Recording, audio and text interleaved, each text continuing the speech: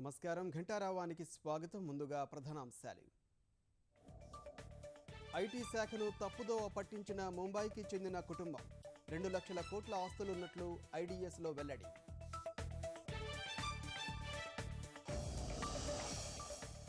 చిల్లర కష్టాలకు పరిష్కారం దిశగా ఆర్బీఐ అడుగులు.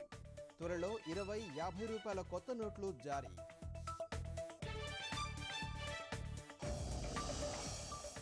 ఈ నెలాఖరులోగా గ్రూప్ 1, గ్రూప్ 3 నోటిఫికేషన్లు.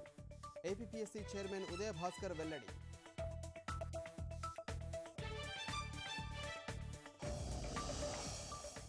బ్రజేష్ కుమార్ ట్రిబ్యునల్ తీర్పుపై మంత్రివర్గ ఉపసంఘం సమీక్ష.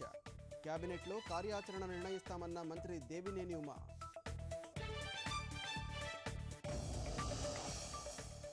విశాఖలో ఘనంగా నౌకాదళ ఉత్సవాలు.